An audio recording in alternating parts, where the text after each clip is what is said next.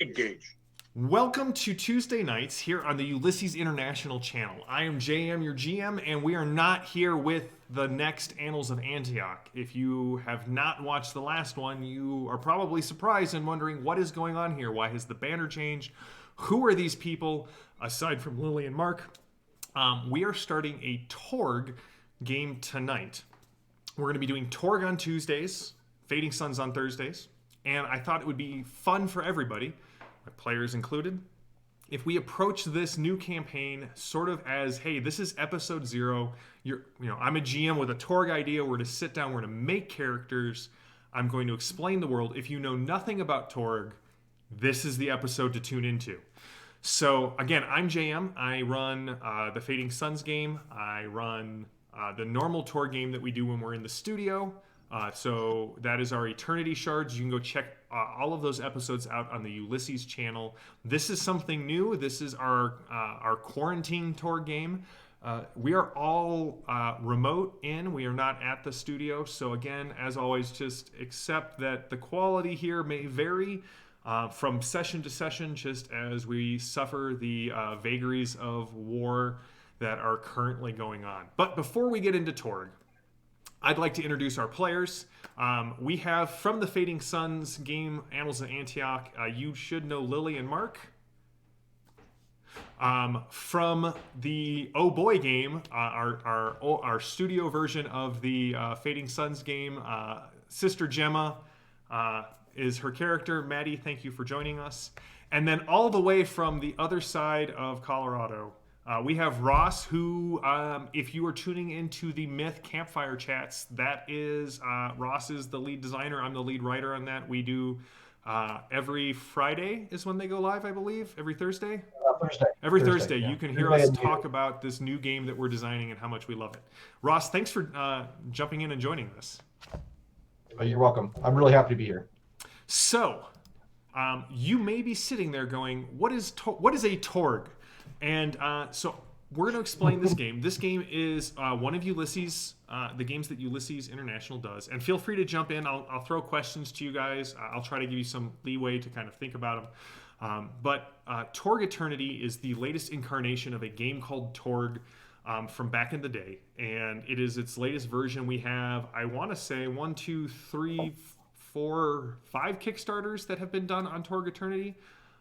So the main game, and then three of the Cosms, so 4. And essentially, Torg takes place on Earth. If Die Hard were a documentary and not a fictional film. So this is the action movie-oriented version of Earth. People are... Not real? What was that? The Die Hard's not real? Die Hard's totally real. Okay. That's how I got Maddie to play this. I said, come out to the internet. We'll have a few laughs. And in the middle of this sort of action-oriented version of Earth, the Possibility Wars arrive. And on what is known as Day 1, we were invaded by not just one alternate reality, but 1, 2, 3, 4, 5, 6, 7 different alternate realities at the same time invaded Earth and sort of... It wasn't just an invasion of force, it was literally an invasion of reality. These cosms overlaid portions of our world. And for most people, when that happened, they shifted. Like, if you were in New York when the Living Land arrived and you weren't what we're going to explain as a Storm Knight, as the invasion happened, you slowly forgot that you were from Earth, and you were like, no, it's totally normal for me to be running around in skimpy clothing, wielding a spear, fighting dinosaurs. What are you talking about? This is how it's always been. And these High Lords arrived to steal literally the possibility of Earth. Earth is so rich in possibility, it's so rich in hope, that these High Lords, who are somewhat aligned, would you say, Ross? At least they were aligned on their invasion of Earth. They want all of the possibility for themselves, or at least the most of it. They have a loose alliance. They have a very loose alliance. Because it is prophesied that whoever sort of gets the most possibility, whoever wins the possibility, will ascend to the station of Torg, this mythical embodiment of entropy and like darkness. Well, what happened was Earth is filled with hope and Earth is filled with possibility. And some people, when the reality storms hit, instead of it washing over them and converting them to these new cosms, it infused them with the power of the storm. They became storm knights. They are not just resistant to this wash of reality, but they bring a little bit of their reality with them wherever they go. And very quickly, a rebellion, if you will, because as we all know, rebellions are built on hope, was formed. The Delphi Council came together because what was discovered is that all these other cosms had been conquered as well. And there were storm knights from other cosms. And this loose alliance of heroes now goes out into the world attempting to not only fight the machinations of the High Lords, but actively basically revoke their access to Earth. There are ways to dislodge the High Lord's hooks on this reality. And in hopes, someday, if Earth wins the possibility wars, the cosms will retreat and Earth will, won't go back to normal, but it'll be Earth again. So that is who you guys are. Storm Knights. Don't think you're coming into here going, I have found this Luger and my father's sword, and, I'm an asthmatic Boy Scout, and I'm going... No, you're starting off as action heroes. What if I want to play that? Then I think you're going to have to find another game, Mark. Okay. Look, asthmatics are just as viable. That's as true. anybody Asthmatics you can still be an asthmatic hero. You're just not the starting hero. You are John McClane. And up, I guess is the way to say it. So my thought is I would explain the different cosms that you can be from and some of the ideas that are going on there. And then we would just talk character ideas and start building. What do you say? Well, there's one other thing. Yeah, go for it. There's the Delphi Council. Yes. I forgot to... The Delphi Council is this overarching organization that recruits Storm Knights, gives them missions, and sends them out into... it's still Earth. It's just Earth that has been overlaid. It's coterminous with another reality. So let's start in one of my favorites, the Nile Empire. So the Nile Empire is this cosm that is like 1930s pulp superheroes. It has overlaid. It is ruled by Pharaoh Mobius. Dun dun dun. Every time I said that, Ross, in the very first one, in the first one, all of the players at the table would go dun dun dun. It became a running trope. That's actually completely in sync with that reality. It really is. When you're in the Nile Empire and somebody says Dr. Mobius, there's either that musical cue or a dramatic thunderclap. That's right. So if you're from the Nile Empire, like the terrain is North Africa, bits of the Middle East, but it's sort of the Casablanca meets The Shadow meets The Rocketeer, with Indiana Jones hunting down artifacts in the desert. It's sort of the Egypt that never was, but the one that always sort of existed in our popular culture. And Ross, you said that when we go to character creation, you want to make someone from the Nile Empire. I do, but I just want to mention Dr. Mobius is basically Dr. Doom if he had an Egypt fetish. Yeah. Because like all of his minions are Egypt themed, all of his plans are Egypt themed, all of his stuff is very Egypt themed things, and that's why there's a lot of Egyptian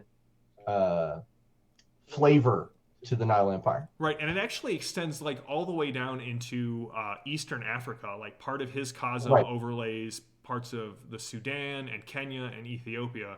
I do like that they so Torg has a lot of love for the action movies, as we said. And so some of the artifacts in the Nile Empire book are things like, the Holy Grail and the Ark of the Covenant, because we definitely know at least one action hero who is somewhere in the Nile Empire. So that's one. You can also come from Core Earth, and Core Earth is sort of our default setting. The Delphi Council is out there. They are attempting to stop the spread of these cosms. If you're from the Nile Empire, think pulp superheroes, right?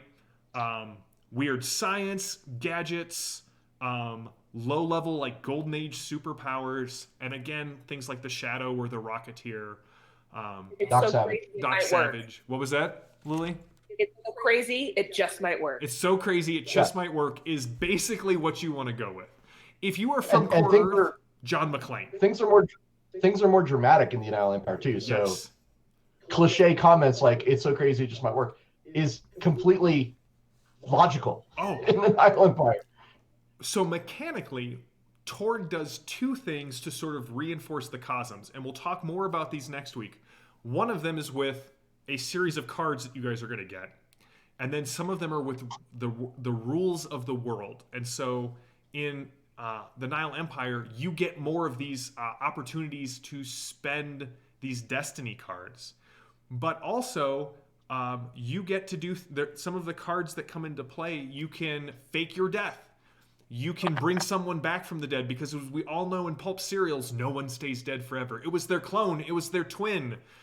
They were sent to Argentina to have the baby, and then they came back. These are the things that you'll experience in the Nile Empire. On Core Earth, if you want to be dramatic person and name somebody's your nemesis. you guys are still dealing with that in the Torg game.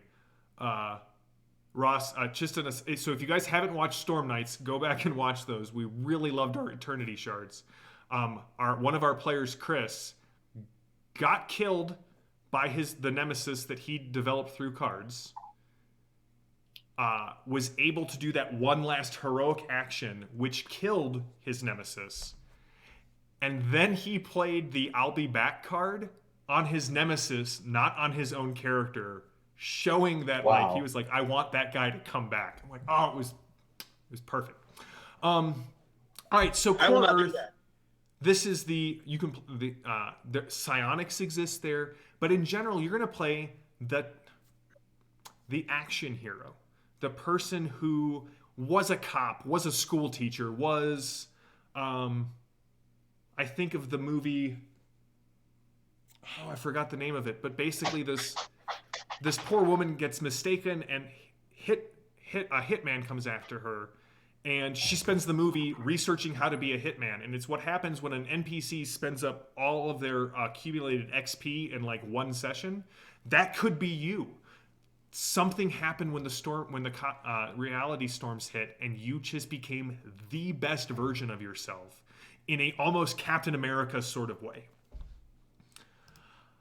Isle is it sort of exists in the UK and northern Scandinavia, and this is a cosm where light and dark are not just theories and metaphors. There is an actual light that imbues people as champions, and there is the darkness that does the same thing. And it is the fantasy cosm that is overlaid right where we get all of our Arthurian lore from, where we get most of our Fey lore from, where we get the Norse deities from. And so this cosm has overlaid that area of the world, and there are elves and there are dwarves. The dwarves wear these heavy suits of almost magical power armor, and they have been at war with Uthorian for a very long time. I sneezed. Oh, okay. He said, I blessed her. So magic is very powerful there. The war between light and dark is really powerful there. And also what's interesting, it's the only cosm that when it arrived, the resistance was well entrenched, because the elves and the Order of Light were prepared for the invasion, and they were like, we're going to help people out. So the cyber papacy, this kind of covers... Any questions so far? Am I going too fast? All right, sweet. The cyber papacy covers France, Maddie. France and Spain. and this is your cyberpunk meets organized religion setting. Technology is close to godliness in this area. Ross, do you want to say anything about the cyber papacy? We talked a little bit about it. I thought you might be a good person to lean on for this cosm.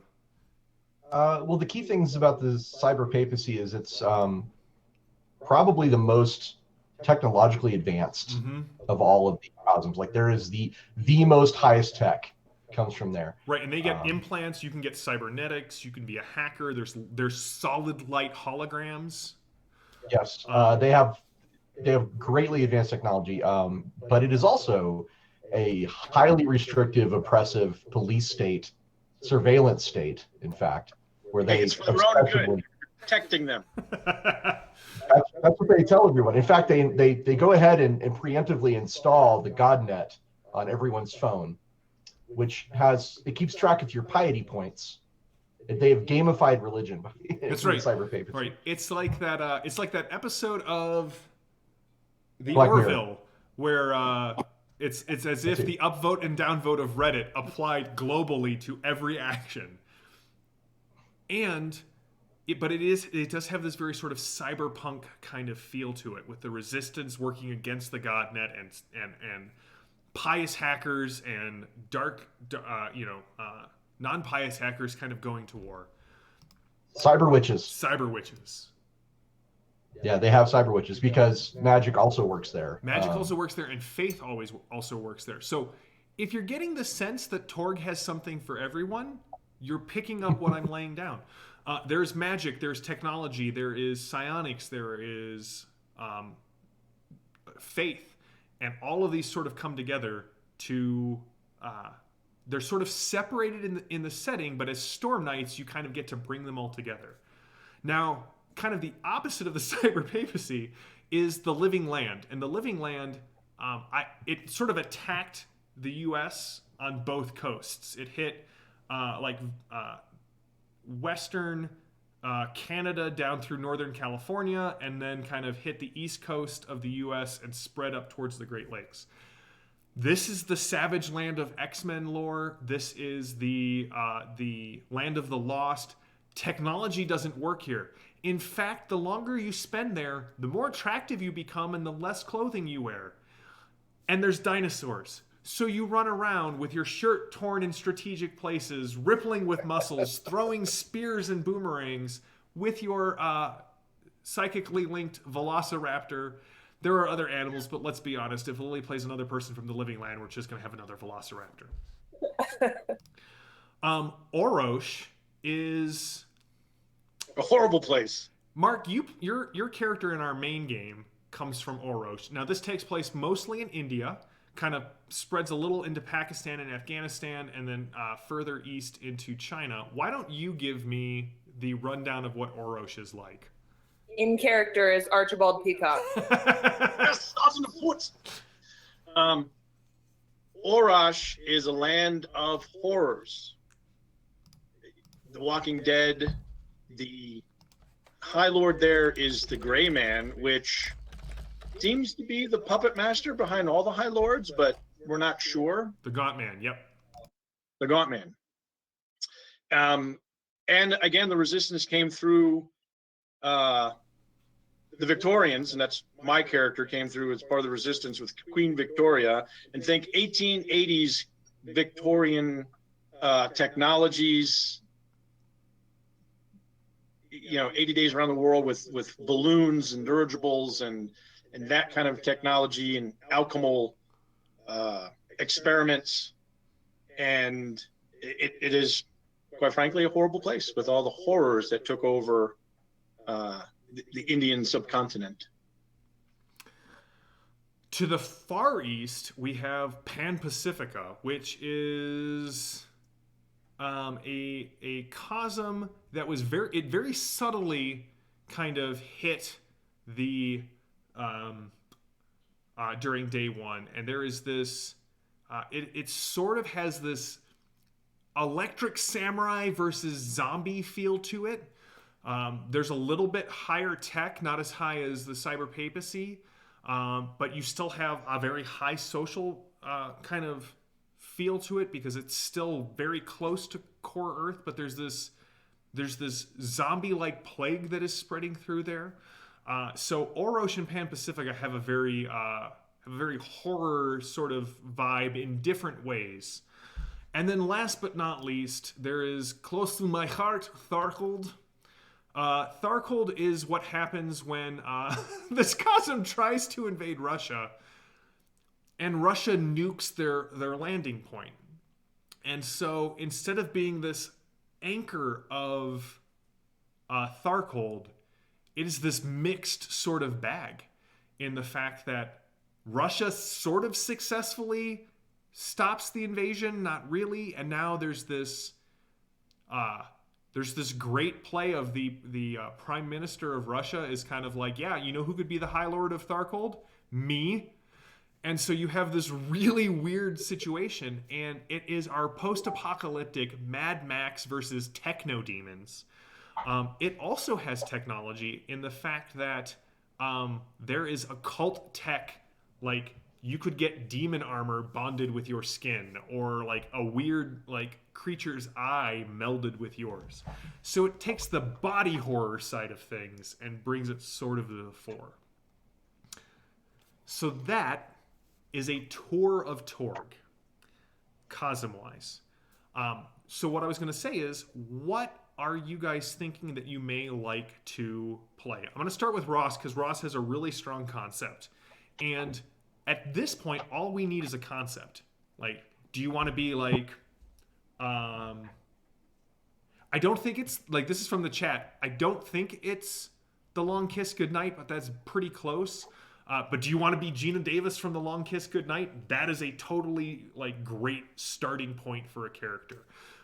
Do you want to be Van Helsing set in Orosh? You want to be the monster hunter? That's all we sort of need kind of at this point.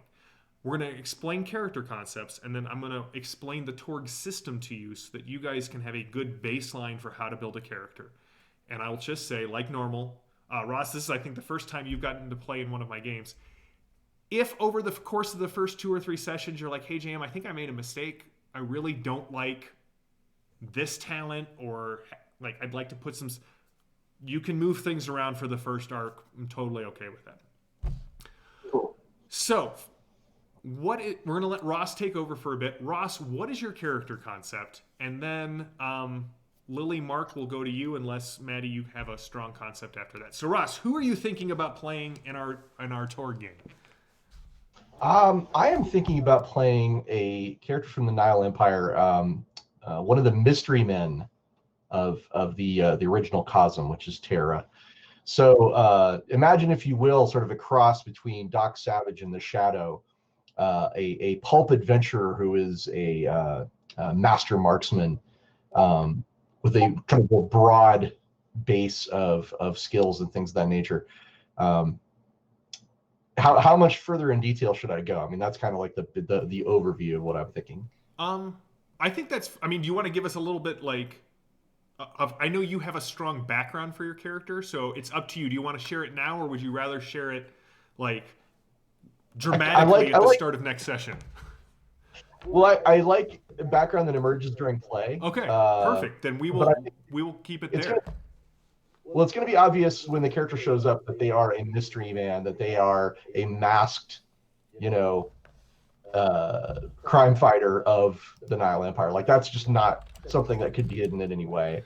So that's pretty much where I'm coming from with the idea. And go ahead. So when you say mystery man, are you going to walk around with a bowling ball in a bag? No, different. It was a tragic accident. He fell down an elevator shaft and landed on a handful of bullets. Not that kind of mystery man. But definitely with some superhuman abilities, because if you are... I feel like if I'm going to play someone from the Nile Empire, I should play someone who's one of those pulp superheroes. Oh, yeah. There are plenty of other archetypes to play in the Nile Empire, but for me, the draw is right? The two-fisted vigilante. Yeah. All right, does anyone else have a concept they want to pitch? Lily? I can't decide. I'm gonna see what other folks are choosing. Mark, I know you got like 6 of them, so I'm going to need you to pick one, and let's go with it. I actually didn't. I flipped through the book again today just to kind of refresh the cosms and the rules and choices, and I'm thinking about being Anton from Darkhold. Oh, all right. So what's your concept for your Tharkoldian? Like, are you going like a lot of occult tech? Or are you doing something else? I thought about occult tech, but I also thought about maybe psionics. Ooh. I haven't decided between that. Either occult tech and be, the Vori soldier who resisted and has developed and has the occult tech to make him faster, tougher, uglier. Yeah, they rebuilt It's you. very apparent, and from Tharko. Or maybe go with the psionics, where maybe I think they refer to them as the race that came through their partisans to help train the psionics and opened my mind to the possibilities that. Well, I'm not saying this, but if you were to choose to go that route, there's a good chance that I'd pick you up as an NPC for the very next session that happens at the studio. We left off in Tharkold right before you met the psionics. That's right. I'm not bitter. It's okay.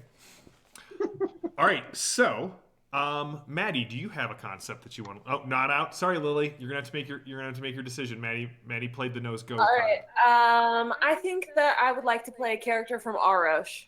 Okay. Like a monster hunter? I think so. All right. That's gonna be awesome. I can't wait to see what you do with that. All right. I don't think that I have played this sort of character before, so I think I'm ready. Lily, I have enjoyed every character that you have played from Dark Eye to Torg to 13th Age. So, and Perpetua and Fading Suns is, if you did not watch the last Annals of Antioch, there was a moment where everyone thought Lily betrayed the group. Not what happened, but it was very like everyone at the table was like, okay. All right, Maddie, what's your character concept? Well, going back and forth between two. Okay. These will come as no surprise to anybody. Cyber papacy. Oui. What? Oui. Down the hall. Or take a chapter out of American history that could have been and be kind of a cowgirl with a unique steed. So from like the Living Land? Well, here's the thing, Maddie. Are you going to ride a hippo? You have the option to play a nearly French Borg character if you are from the cyber papacy. I don't know when you're ever going to have that opportunity again. True. That's kind of the direction I'm leaning, so Okay. French Borg. Well, I'm going to explain the rules very Mark high told me I level, could. and then you can make your decision. Okay. All right. Sacre bleu. So in Torg, one of the core conceits of Torg, original Torg, was that as an action hero, you should not suffer under the vagaries of a die to tell you if you are good at something or not. You should be able to look at your character sheet and say, I'm good at this. So in Torg, you are trying to roll, you are comparing your attribute plus your skill versus a target number. And the main part of your beating that target number is going to be your attribute plus your skill adds. So if you have a strength of 8 and a melee of 3, you're starting at 11. The D20 works a little differently, and it may take a little bit to get used to. But when you roll the D20, you're not adding it to that attribute plus skill. You're comparing it to a chart. The better you roll on the D20, the more of a bump you get to your total. The worse you get a penalty to it. But it's not Let me pull this up here real quick. It is not actually that. On the bottom of the character sheet, Yeah, too. it's not that wild. If Yeah, you you have a much better potential to increase your action heroiness Yes. than you do to penalize yourself. And so, like, the standard target number is generally going to be 10. So even in my example, right, if you start at 11, you've succeeded. Your die will come into play, but not as much as it does, say, in a D20 game. The other thing to keep in mind is that there's not just a single level of success. When you get done calculating your bonus, if you meet your target number, you succeed.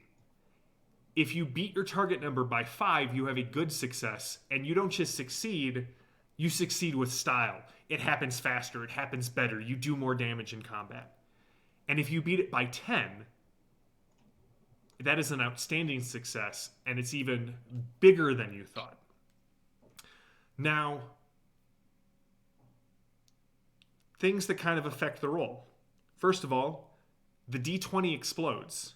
If you roll a 10 or a 20, you take that number and you re-roll the D20 and add it to it. And if you roll another 10 or a 20, it keeps exploding. Lily rolled a 60-something to heal this girl and ended up causing like just this massive revival of hope in this small neighborhood in the It was amazing. it is. So like you can generate really big numbers here.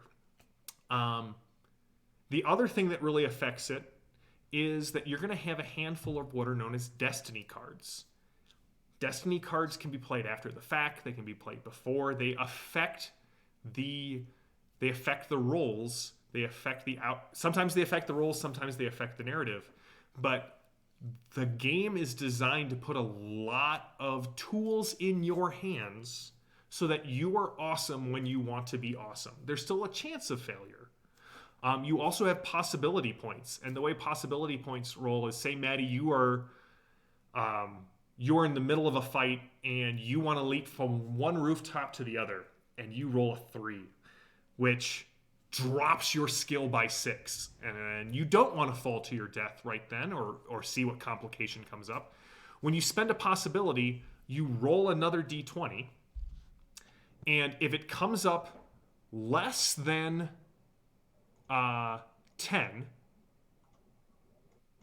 it counts as a 10, and you add it back to your original number. So if you jump and you rolled, say, a 6, which is not great, and you spend a possibility, and let's say you roll a 3, that 3 counts as a 10, which means you've actually rolled a 16.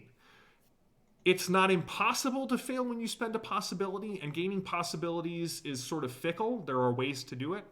You start with 3. But when you really want that to happen, you can make it far more likely. Ross, is there anything else before we get into character creation that you would say, hey, this is something we need to cover in the rules? I would say the reality skill.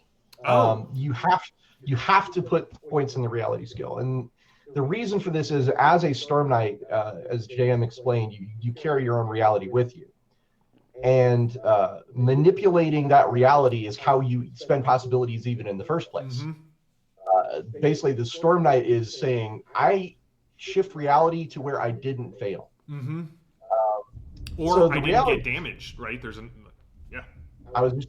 So reality is also the skill you use to avoid getting killed. There's a roll you make to soak damage that is based on your reality skill. And lastly, there's a way that you can actually become disconnected from your personal reality, which can be very bad if you are in the living land and you are a cyber techno ninja and you're like, oh crap, none of my stuff works anymore. To avoid being disconnected or to reconnect to your personal reality is an important skill to have. Now, you are required, I think, to have at least one ad in it. Yeah. Just be a Storm Knight. You can have up to 3. You're going to have to decide how important that is to you. Yep. So, but that's the last thing I think I'd mention. Yeah. Well, cool. I mean, we're going to cover we are going, just so you, for those of you who are watching, we're going to play this yes, Ross and Mark and Lily have experience, and Maddie is sort of our lens to view the game with new eyes. But we're really going to run this whole arc, this whole campaign for this time that we are still in quarantine, as a very new to Torg friendly game where we're gonna pause, we're gonna take a sides and say, hey, here's how this works. So if you're watching at home and you're like, hey, I'm starting to run Torg, but I don't understand how drama cards work. Don't worry, you may not even know what drama cards are. We're gonna explain it. We're gonna walk through. It's gonna be a lot of fun. So, Maddie, unfortunately, I'm done with my rules explanation. So, what's your character concept going to be? French Borg. What? French Borg? We had a little We pool heard. going in a side chat, and you just won me no money. But Oh no! Did you honestly think I was going to go American Hippo? no, we didn't actually bet. All right, so here's how this is going to work. With your character sheet, that I need to pull up as well. Dun dun dun.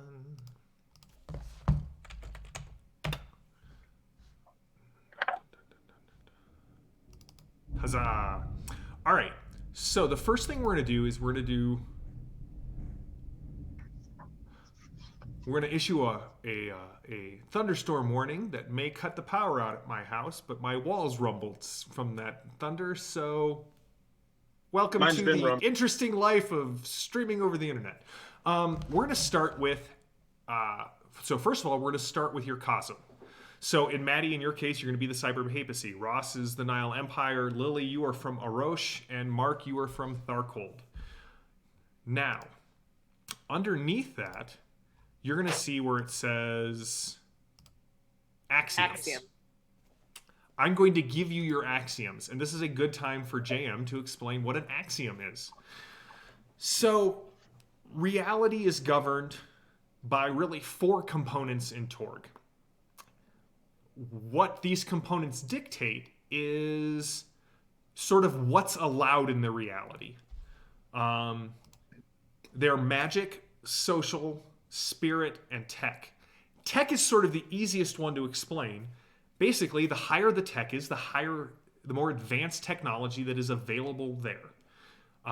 The lower the tech is, obviously, in the living land, you're looking at spears and War boomerangs. In the cyber papacy, you have lasers and blasters and ocular implants that shoot darts. Normally, you don't have to worry about it unless you, as Ross was explaining, hit that disconnection part of the game where, let's say, Maddie's trying to use that ocular implant that shoots darts in the living land. When you use things that are above the axiom of the cosm you are in, it's easier to disconnect because reality goes, wait a second. There are dinosaurs roaming around here. No one should have ocular implants. And it attempts to basically slap Maddie's character down. And it's basically a guideline for GMs on what's allowed. Now, here's the thing. This applies to ideas. This is one of the beautiful things about Torg when you get into it. Like when you go to, I'm going to use the living land again, which is social rating 7, which is like, tribes of people in a vast wilderness. If you go in, you're like, well, okay, so here's what democracy is. You really should be using democracy. That's something that sends up a flare because democracy requires like society to have developed to a certain point. And that can cause disconnection. It's not just about the gear you use, but it's also sometimes about the ideas that you bring into the cosm. So, Maddie, to give everybody an example, Core Earth, which is our baseline, has a magic of 9. Magic is pretty rare. It can happen, but it's very, very rare. Society or social of 23, so very high social development. Spirit of 10. Miracles can happen, but again, they're very rare. And technology of 23. So that kind of provides our baseline going forward. Now, Maddie, you're from the Cyber Papacy, so your axioms are magic of 14, Society, which means magic happens a lot more often, right? Cyber witches was kind of tossed out there. Society of 18. This is a very techno-medieval setting.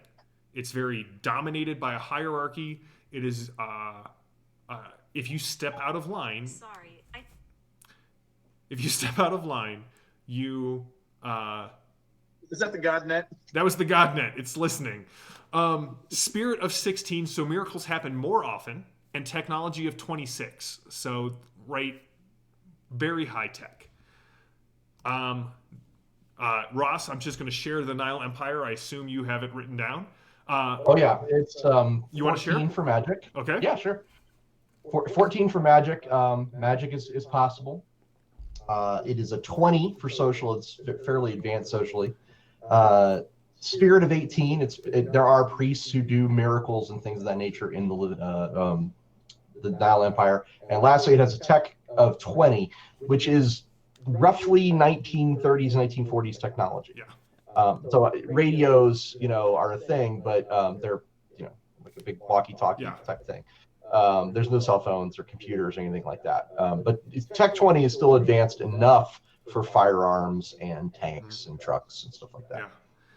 Yeah. Mark so Lily from Aroche, Magic 16, so you have even more magic than the Nile Empire. Society 18, this is like the Queen's, Queen Victoria's sort of, the Raj. Spirit of 16, magic or faith still happens. And tech of 18. So this is like 1800s sort of, like mid to late 1800s, right? Or sorry, what you say, Russ? Civil War era. Yeah. So guns exist, but they're not.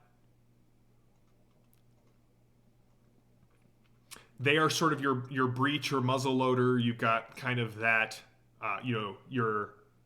the shotgun that has the big bell for on the end of the barrel.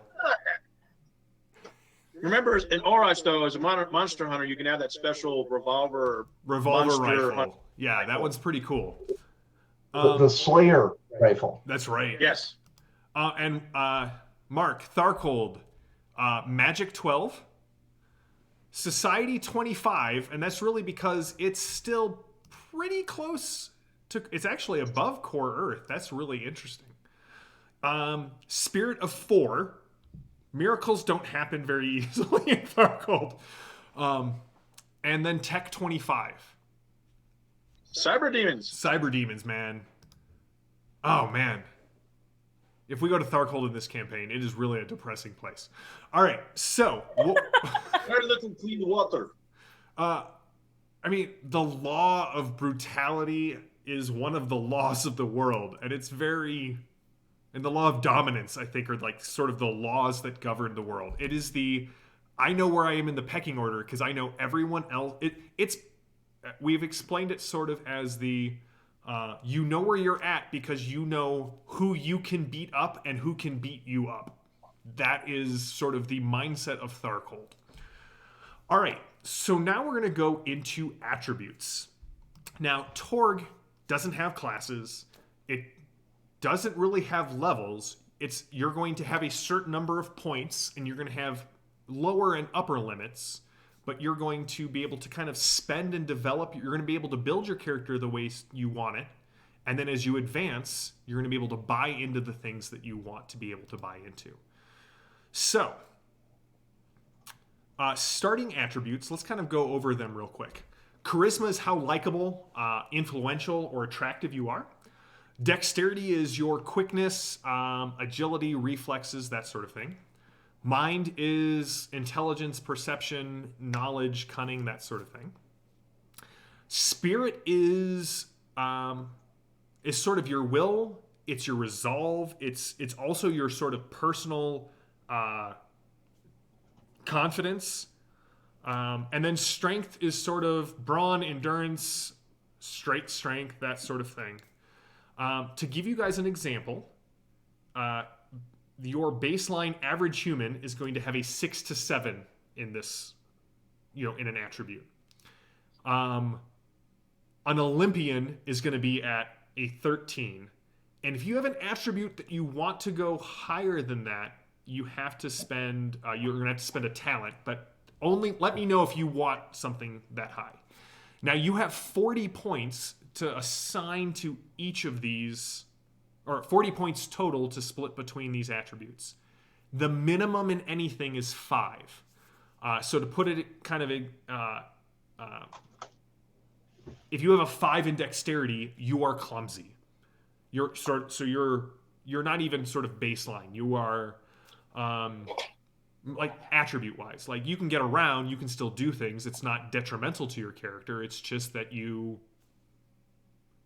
clumsy. You're frail. That sort of thing. What are you saying, Russ? Just one quick thing to point out is that some of your attributes are actually defensive as well. Ooh, that's a good point. Because your dexterity also feeds into how hard it is to hit you in general. The lower of your strength or spirit is what determines what you roll to see if you do die. It's the lower of your strength or spirit. Strength is also toughness. Mm-hmm. It also feeds directly into how difficult it is to hurt you in the first place.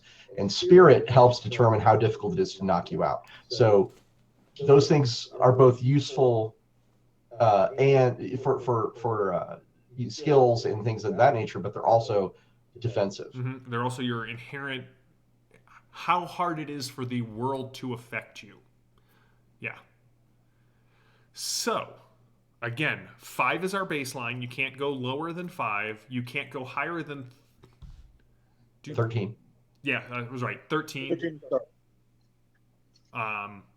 So what is everyone thinking? 40. Like, I realize this is normally the point when we're sitting around the table where people's heads are down and they're making scribble notes on their character sheets. I can go first. Go for it, Ross. I was kind of obsessed about this all day, so I went ahead and allocated my points.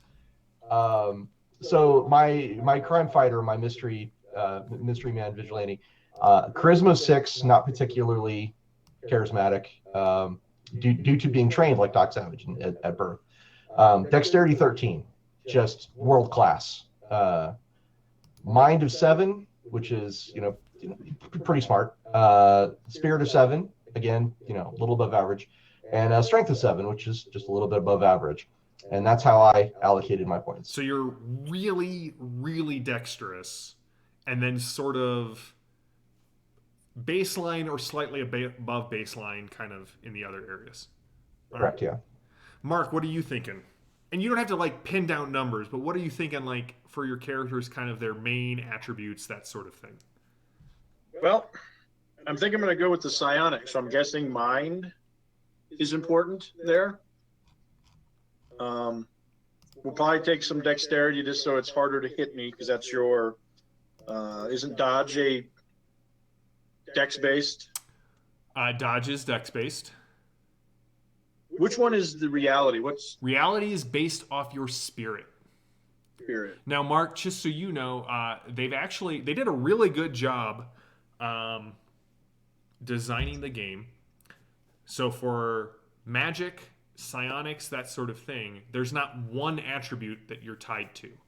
So for psionics, you're actually going to be looking at spirit if you're going kinesis, so moving things with your mind. If you're going precog, that is mind-based. And if you're going telepathy, that is actually charisma-based. Okay, so I have to figure out which.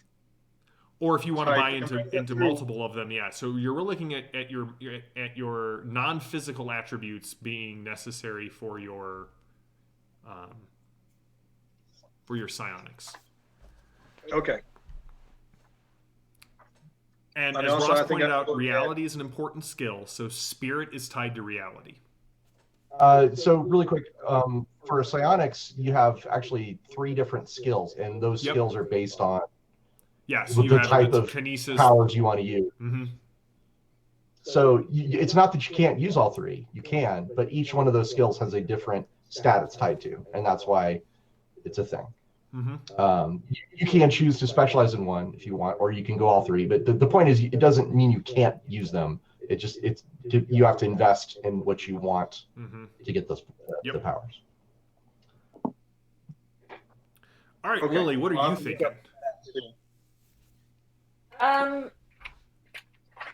Yeah, I think 6 in charisma and spirit.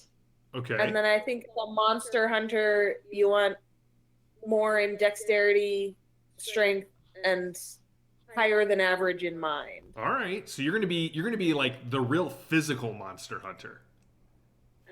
Yes. Nice. I like it.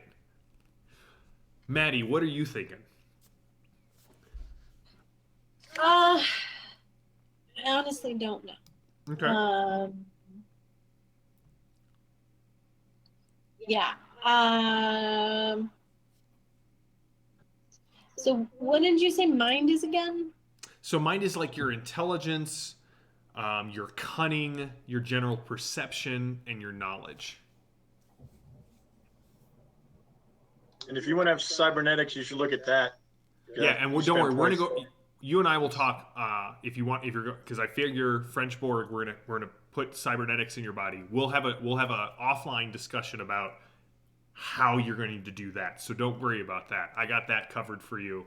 That we're not gonna spend a bunch of time digging into the minutia of that right now. Okay. So let me ask you this. Thinking. Oh, go ahead.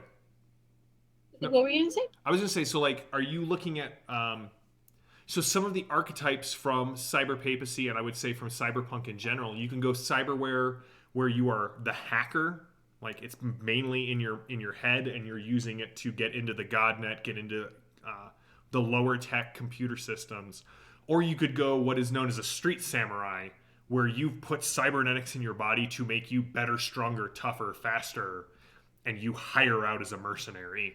Like you are the person who. What's a good movie reference for this, Ross? For a good street Johnny Mnemonic. Johnny Mnemonic. Or...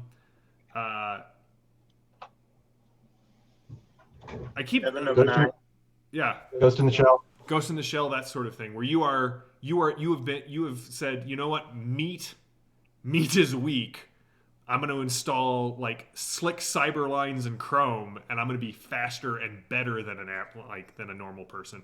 Very much like the Borg, but think if like the Borg ended up as John Wick. That's sort of the street Sam route. I'm thinking more Hugh Borg. Okay. So hacker. Okay. All right. So hacking skills are definitely going to be based off of mind to start, but there's also the getting into the facility sort of hacking. Like you're going to need to have some good physical skills to kind of get into position. So what are you thinking? So thinking like maybe 9 in mind. Okay. And then charisma and dex high, so kind of flirting but also scrambling in. And then maybe spirit and strength at a 7. Okay, perfect. Now I sent you. You guys have the PDF available to you. All right, perfect. Yeah. Because the next thing we're gonna do is we're gonna do skills. Now skills, they work in what are called adds. So each skill is linked to an attribute, and you add your skill ranks to the skill in question. You can go as high as 3 to start.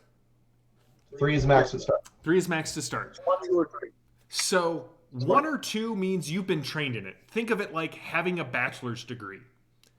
Torg is one of those things, though, where you can try it even if you don't have a skill add in it, unless it's like magic or psionics. There are some skills that are restricted, but like the base skill list, if you're not trained in dodge, you still get to roll dexterity to try and dodge. 3 or a 3. So if you're a 1 or a 2, that's basically you have a bachelor's degree in it. Whatever it would be, you are trained. You have undergone.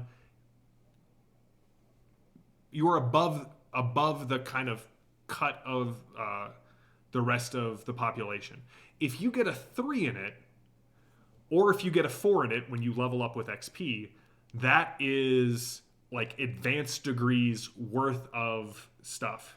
And then if you get a 5, which requires you to purchase a talent, which we'll sort of get into later, or a perk, not a talent, a perk. A 5 is you are the bleeding edge person in this one skill. So if you get a 5 in fire combat, I'm going to go back to the John Wick. You are the John Wick of firearms. If you get it in computer science, you're the person who's like, you know what makes more sense? Trinary computers. We need yes, no, and maybe. And so getting a 5 in something, you are superhuman in that one skill. But if I could get everyone to go to page in the PDF page 79, you will see the skill list there, and you will see what attribute it is linked to.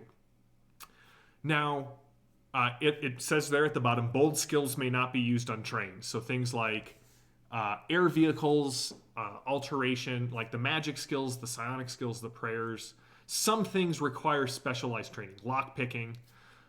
So you have 16 ads that you get to spend. I want to cover a couple of the skills that are already on your character sheet so you know what those are. And then if you have any other questions, we'll go from there.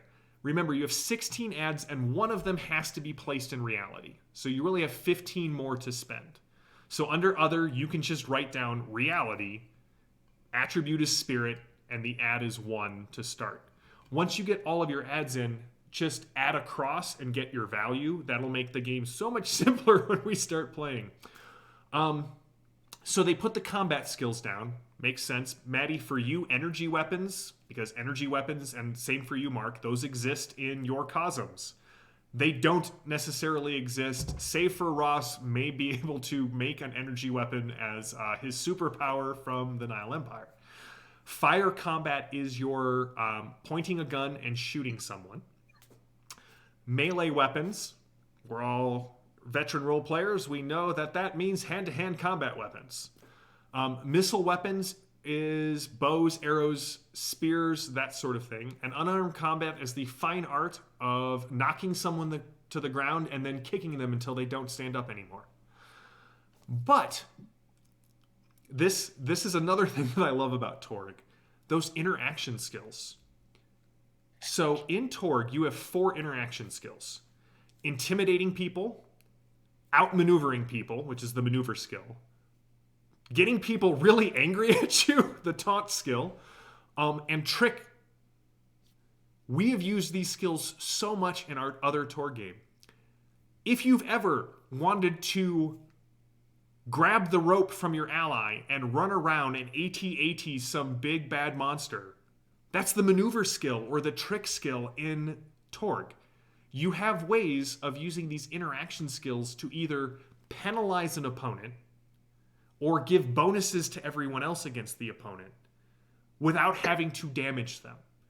And what's the beauty is it really boils down to these 4 interaction skills, and it's wonderful because you get to do those high action scenes where you stare people down quietly and they get rattled and they back off. Or throw sand in someone's eyes and everyone else gets a bonus because, well, the guy can't see now. Or do the rope trick. So those are skills that I would recommend getting at least 1 because they are very useful in the game. They can make enemies easier to hit. They can make your allies harder for an enemy to hit. And when you roll really well, you get what's called player's choice. And so say you just wanted to throw sand in the eyes and you rolled so well that I'm like, all right, Maddie, what else does it do? And I keep going to Maddie, not because I don't value the rest of you in my examples, which usually end up in player death, but because Maddie's our new player, so I want to you may say, well, the sand, he reacts so badly to the sand in his eyes that he drops his weapon and starts trying to clear it. Well, dropping the weapon wasn't initially part of the thing, but you rolled so well that you get to sort of narrate how much more happened. So I think aside from interaction skills and spirit, are there any questions about skills? Yes, Mark. One of us should take first aid. And not for the normal F20 type things of, oh, they can heal us. When you try to recover, you take penalties, and first aid would help alleviate the penalties to see if I can recover and heal. Yeah. So it's a little bit different, and we found out really quickly, ooh, we really need this. The other thing I will point out is that your defenses, so the target number I need to hit you, you'll see on the right-hand side of the character sheet, you have dodge, melee, and unarmed defense. These are equal to your skills in those things. Otherwise, they default to your dex. So if you have 3 adds in your melee and that brings your melee combat to 12, you're harder to hit in melee because you know how to fight. So, any questions about other skills on the list that you're like, I kind of want to take this, but I'm not sure what it is?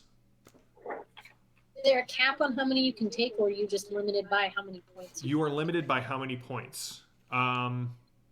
Is there a tree of knowledge in this one, Ross? Okay. No. I would point out one last thing, that the skill find is your perception skill. Mm-hmm. And the skill find is your perception skill. And the other one that I wanted to point out, that triggered my memory. There's an evidence analysis skill. So if you are playing a character who is way smarter than you are, take the evidence analysis skill so you can go, JM, my super smart character looks at everything we just found. What do they know? Oh, well, here's what you know. It is a highly underrated skill in this game. I think we're covered already. So. Well, I have one ad in it, so I'm not like awesome, but I can at least try. If somebody wants to do it who's like more of a mind person, by all means, go for it. I will back you up. I will be your gopher. Well, so let me ask you, Ross, what were the skills that you felt were most important to your character concept? So fire combat, because I want to be a marksman. Dodge, because it just the Nihil Empire does not have like armor. It's a thing. It's just not really a thing in the Nihil Empire. I did take one ad in evidence analysis because You're a detective. well, I took one ad in a lot of things, and I mentioned, part of my background was my character is kind of raised by a scientist in the sort of Doc Savage mold. So that includes a very broad, shallow but broad education. So I ended up with one ad in evidence analysis, find, lockpicking, scholar, and stealth. I have one ad in all of those. And I took 2 ads in Streetwise because I thought that a crime fighter would have, some ability to grab a lowlife and put him up against the wall and be like, what do you know about the syndicate? That kind of stuff. Nice. Mark, I have a question for you, kind of jumping over to you. Are you of the race? Because that is different than being human, not by much.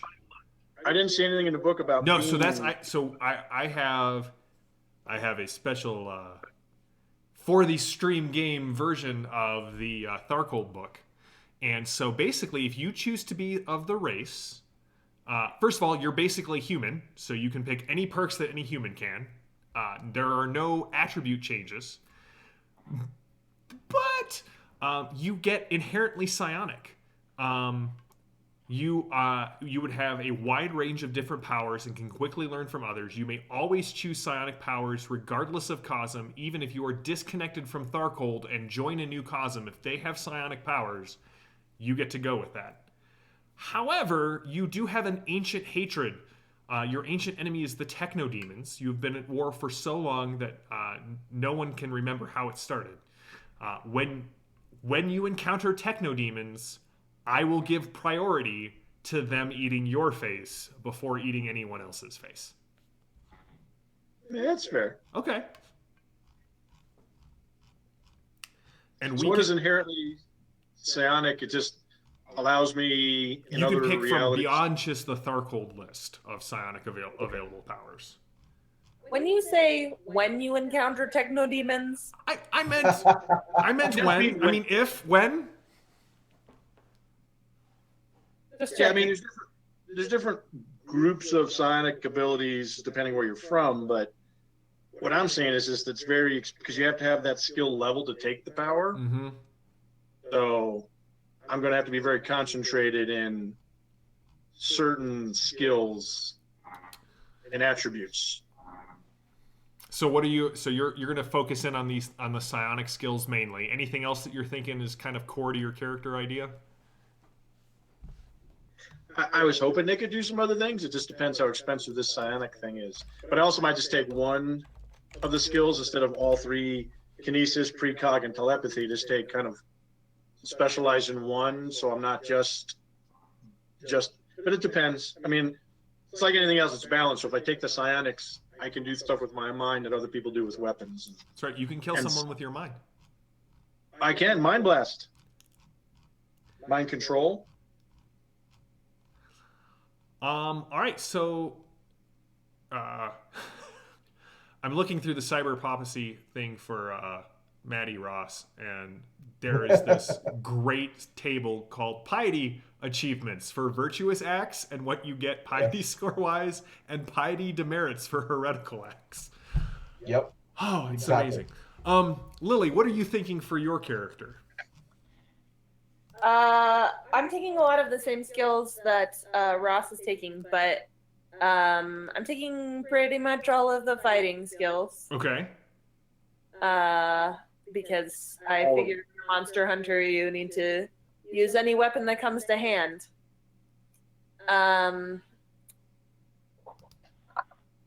I think probably intimidation, maneuver, and trick. Ooh, all right.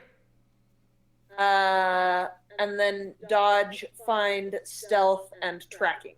Okay, so you're really the person who rolls into a town, picks up the bounty, and then goes after the werewolf that's terrorizing the people. More or less a bounty hunter, yes. All right. If need be, I will toss you a coin. Maddie, what are you thinking? What skills sort of stand out for you? Computers. It's a good one. Computer.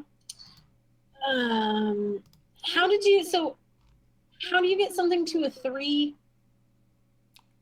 3 ads? Mm-hmm. You can start with 3 ads in any skill. It's anything above 3. Yes. If you want to go higher than that, the mastery perk. I don't know if you can take that at start. As we advance, you'll get points to spend. It allows you to go above 5. So you can go to 5 after character creation. You can go up to 8 with the mastery perk. Good lord. My mind is boggled by having an 8 in a skill. That would be crazy. Right? In a good way. In a really good way for you guys. Not so good for whatever I would be throwing against you that you would be using that skill. Now I want to play a character who has an 8 in maneuver. I would just have to figure out how to define that. Anyway, sorry, Maddie. So computers. Aikido master. Aikido. Yeah. So I think I'm still trying to figure out what all of these things do. Okay. Do you have any questions? Are there any of these skills that are off limit to us at the beginning? So no. Parenthetical statement, sort of defined by your COSM. So if you're going cybernetics, if you wanted to take some of the faith skills, you could. But again, you're going to be spreading a finite amount of points among multiple things. But yes, and remember, anything that is not bolded on that list, you can just roll using the attribute for it. Okay. So to start, what that's really saying is you'll be, 3 points less than someone specialized in it, but it's not that big of a differential. Okay. kind of leaning. JD, I appreciate the suggestions from the chat. Maybe not so much private. They suggested, let me pull it up, like private security. I love that I'm getting suggestions from the chat. Kind of thinking a little bit private detective. Okay. You kind of hacker, so a lot of the, not so much the punchy that I normally do with Gemma, more of the like the computers, the find, the evidence analysis. Awesome. Putting a little bit in unarmed combat if they get too close, you can like slap, but mostly not standing further back and shooting type thing. All right, so I would say energy weapons is a good one for you because you have access to them.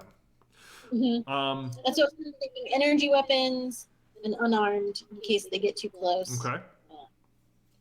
And then debating intimidation or more just maneuvering trick. Okay.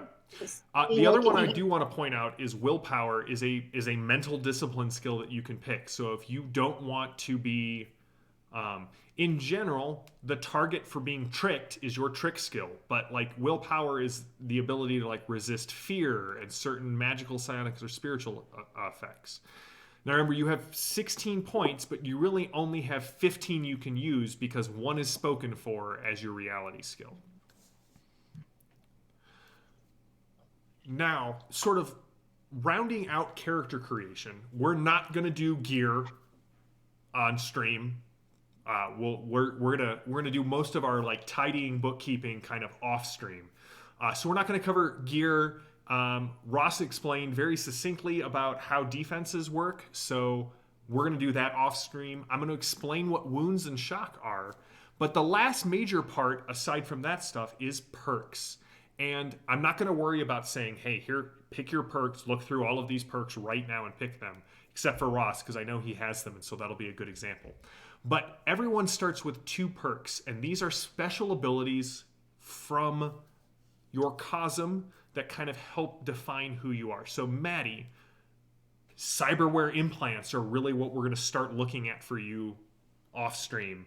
The perks that you can get, everybody gets 2. The first, and then you can get more later, but basically you can pick them from either Cosm specific ones or then just sort of action hero specific ones. So Maddie, cyberware are going to be some of the ones that we're looking at for you. Okay. Let me kind of scroll through here real quick. No one's really doing faith. So some of the general ones are like leadership, which help you affect the party. Orosh, Lily, we're going to look at the alchemy perks for you. That's not going to be on page 92. So by the way, alchemy, if you want to go alchemy, you're going to need at least 3 adds in science. I really feel like for Ross's character and Lily's character, there's an exclamation point there. It's science. That allows you to get make potions, make alchemy, alchemical things that aid you. Bulletsmith requires at least 2 adds in science, but that's what gets you the Slayer gun, and you start making special bullets. Mark, we're going to be looking at psionic perks for you. General ones are things like prowess. Are you a bodyguard, a brawler? Are you really good with firearms? Are you harder to kill? One of the other ones is that I like is situational awareness. It allows you to start with a leg up in combat that we'll kind of talk more about next week. Ross, let's jump to you. So you're looking at pulp powers, yes? Yes, I have 2 pulp powers. All right, why don't you tell us a little bit about your pulp powers? Okay. So pulp powers are kind of interesting as far as perks go, because you can modify them. You can take what are called limitations on them, and you can, by taking limitations, you can actually improve the perk. And pulp powers can be a very wide variety of things. For my character, they improve my character's dexterity and they improve my character's ability to shoot things. And I've taken limitations on those things to push them up a little higher than the baseline. So,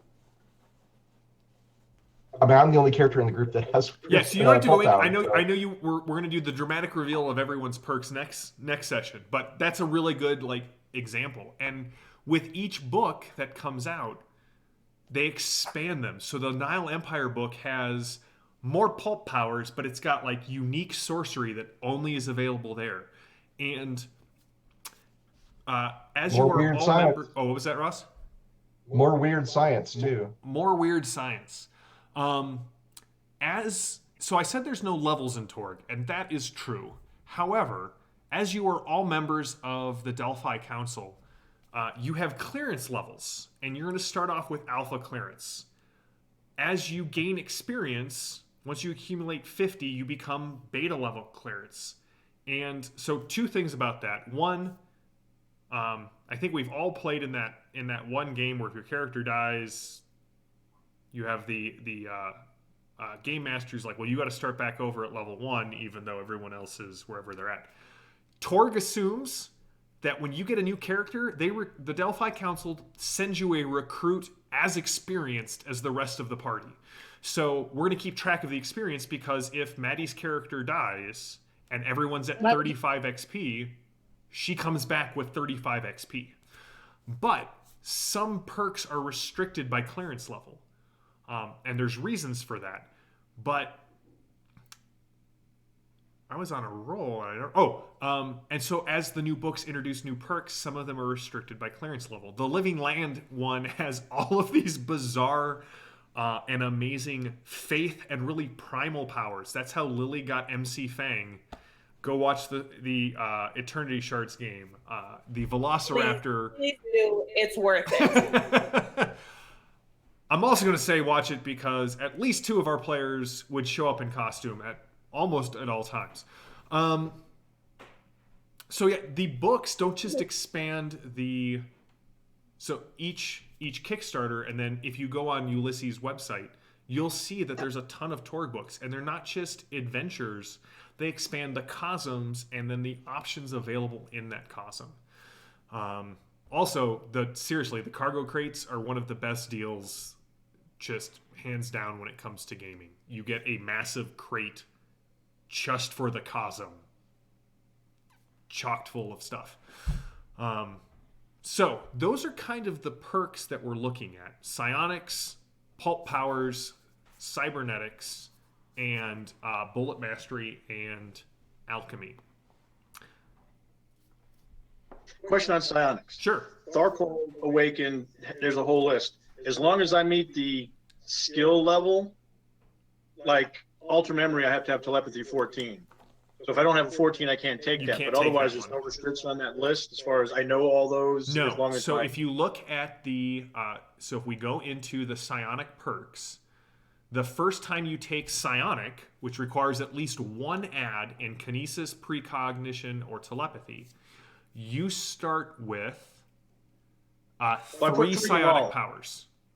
I put 3 in all 3 of them. Okay, so you're going to start with 3 psionic powers just by taking the psionic perk. So you got to pick which 3 your character knows to start. You could pick psionic twice, and basically you would have 4 psionic powers. So it's much like with in the Eternity Shards game, where Gervais had the 3 spells that she knew.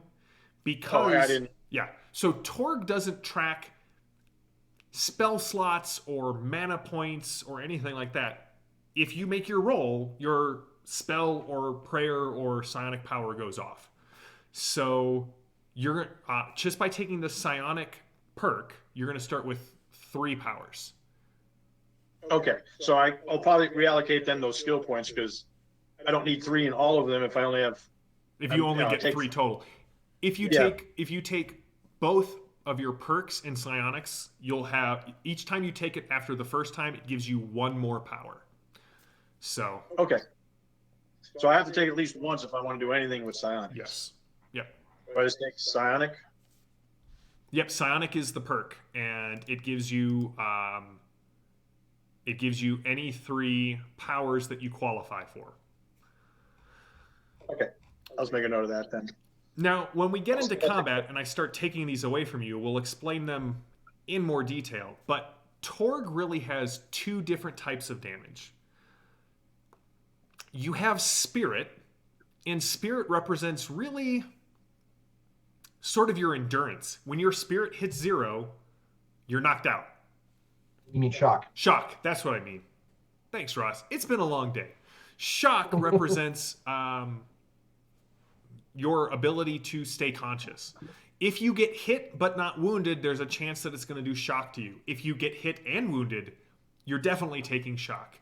But so shock is sort of the when it hits 0, you just ignore anything else. You're at 0 shock. You can't be more unconscious than you currently are. Now, wounds, and this may seem strange for a game that is action hero oriented, but the way the rules are designed, it actually works out really well. You have 4 wounds. Those 3. 1, 2, 3. Yeah. 3 and then you're KO'd, so that's the 4th wound. And if you take toughness, you can get extra wounds. But basically the way this works is if you take a wound and you don't soak it, and we'll get into all of that later, you take a wound. And that is a penalty to everything you do. It's like a negative skill add to everything you do. 2 wounds is -2, 3 wounds is -3. And at 4 wounds, you are also KO'd. And then we start talking about making rolls to see if you survive with an injury or if you are out. Now, I will say this, Torg is an action game. We've seen this. I've beat this drum to death. If you die, not outside the realm of possibility, if you die, you get one last gloriously heroic action with no penalties. It is that last little bit of the fire that kind of comes out. You get to make your heroic soliloquy. You get to make that, as we saw in our Eternity Night game, throwing your katana through a portal to take out your nemesis and save the day. So if you die, you're going out with style. Yes, Mark? No body, no death. I learned that in the Nile. That's right. The Nile has a lot of, I'll be honest, not for this game, but if I were going to run this, not as a, hey, come and see everything cool that Torg does, we would just always play in the Nile Empire. That's me. Like, that is, it is such a perfect system for Golden Age superheroes that I would just be like, cool, guess what? Everybody make crazy powers and let's go duke it out with the Legion of Death. So, any final thoughts on your characters, on what we covered tonight, on what you're thinking about? We are going to start next session with you guys are going to be called into Core Earth, where someone important to the Delphi Council has been assassinated. And we are going to start there and spread out. So, yes, Ross. Okay, one last thing that's important to talk about is we get to go shopping. We have $1,000, and you can buy things. JM will probably have to figure out whether we can buy things outside of our Cosm or not. I think to start, we're going to stay in Cosm for gear purchased. I will say in Cosm or Core Earth. Okay. Yeah. If you purchase anything, the gear list has a tech axiom for each item, and if the tech axiom for that item is higher than your personal reality, your Cosm, that's going to cause more contradictions. It's going to cause extra contradictions. You can certainly carry it. You can certainly buy it and wield it. Just realize it's going to be more troublesome if you do that. Now, interestingly enough, so Mark, you're the only person I think that this applies to. you can take a reality perk that says I'm going to raise one of my axioms by 1. So when I use that blaster that I take off Maddie's body, it doesn't trigger contradictions as easy. I told you I was going to use you for all of my examples. Why are we picking on Maddie? I figure you're gonna have like a built-in blaster arm, like cybernetic arm that shoots things at you. So I'm just gonna. Yeah, that actually probably won't be as easy to use. Yeah, maybe don't rip off my own. Yeah. Just start there. Maybe like Buzz Lightyear. That's right, hit the little button. All right, well, thank you guys. I'm so excited about playing Torg with you and running a sort of action murder mystery. I'm not going to say anymore. We're going to get into it. It's going to be awesome. We are going to do defenses and gear and perks offline because, again, this is the point in your session 0 where everyone's staring at a book quietly, and I've already talked enough. You don't need me to be talking through like the shopping. So we will be back next week. Just really quick, it is probably in your best interest to buy some armor. At just least saying. something.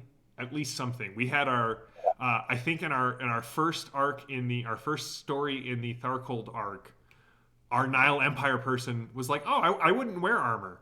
And after the first fight that got exponentially worse as players played Cosm cards, he's like, "I will be buying armor for next week." I'm like, "Yeah, no, that's a solid decision."